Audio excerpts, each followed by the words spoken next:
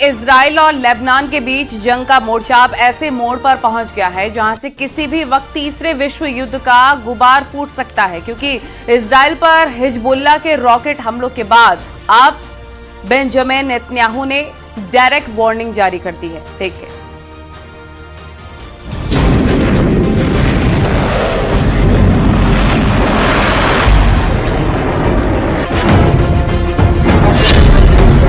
Hezbollah के पलटवार से तिलमिलाया इजराइल।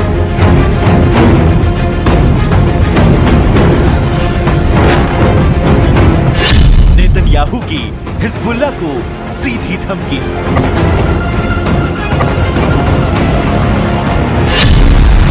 अपनी करतूतों का अंजाम भुगतेगा हिजबुल्लाह।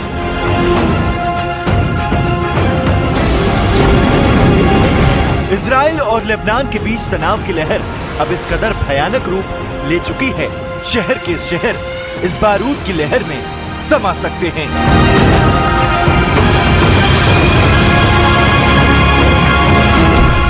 उत्तरी इजराइल पर हिजबुल्लाह के 100 से ज्यादा रॉकेट हमलों के बाद हालात भयंकर रूप ले चुके हैं।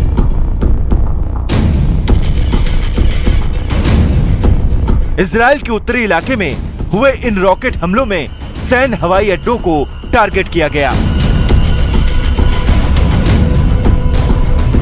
हाइफा शहर में हुआ यह हमला इतना भयानक था कि इस हमले में इजराइल की कई इमारतें ध्वस्त हो गई और कई कारों में आग लग गई।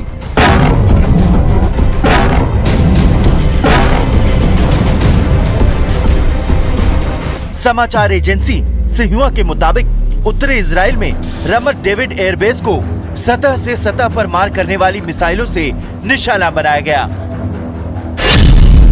रमत डेविड बेस जायूनी यूनिट के 3 मेन एयरबेस में से एक है, जिसका लेबनान और सीरिया के लिए रणनीतिक महत्व है। ये बेस हाइफा तिब्रेत एक्सिस पर स्थित है। लड़ाकू और जासूसी विमान यहीं से उड़ान भरते हैं। इसके चारों तरफ एडवांस मिसाइलें और डिफेंस सिस्टम तैनात हैं। हिजबुल्लाह के इन हमलों ने इजराइल के राष्ट्रपति बेंजामिन नेतन्याहू के गुस्से को 7वें आसमान पर ला दिया है और अब इजराइल की तरफ से हिजबुल्लाह को दी गई धमकी तीसरे विश्व युद्ध का दरवाजा खोल सकती है, क्योंकि बेंजामिन नेतन्याहू ने हिजबुल्लाह को उन हमलों की याद दिलाने की कोशिश की है जिन हमलों ने महज कुछ मिनटों के भीतर लेबनान में हिजबुल्लाह के ठिकानों को तहस नहस कर दिया था। בימים האחרונים אנחנו הנחתנו על חיזבאללה רצף של מכות שהוא לא דמיין. ואם חיזבאללה לא הבין את המסר, אני מבטיח לכם, הוא יבין את המסר. אנחנו נחושים להחזיר את תושבינו בצפון.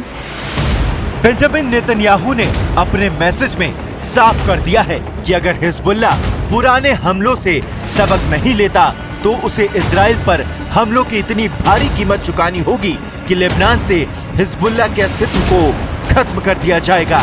उसका ट्रेलर इस वीडियो में देखा जा सकता है।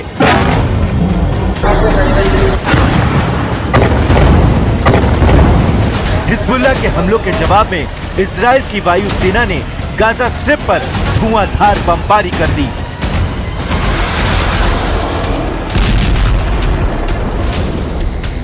इजराइल की तरफ से कहा गया कि हिजबुल्लाह के सहयोगी हमास को टारगेट करने के लिए ये हमला किया गया है।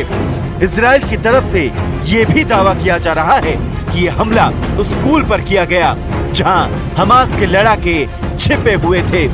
यानी इजराइल की सेना हिजबुल्लाह और उससे जुड़े किसी भी संगठन को तबाह करने की सौगंध खा चुकी है।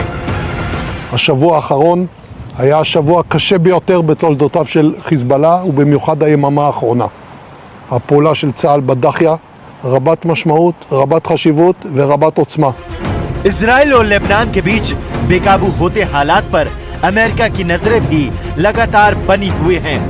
इसी सिलसिले में व्हाइट हाउस में राष्ट्रीय सुरक्षा प्रवक्ता जॉन कर्बी की तरफ से ये बयान जारी किया गया है। हम पिछले लगभग एक हफ्ते से बढ़ रहे सभी तनावों को बड़ी चिंता के साथ देख रहे हैं। हम इसे पूर्ण युद्ध बनने से रोकने के लिए हर संभव कोशिश करना चाहते हैं। इस वक्त दुनिया के देशों की चिंता का केंद्र मिडिल ईस्ट के हालात हैं, क्योंकि यहाँ से उठा युद्ध का बवंडर किसी भी वक्त किसी देश को अपने जद में ले सकता है।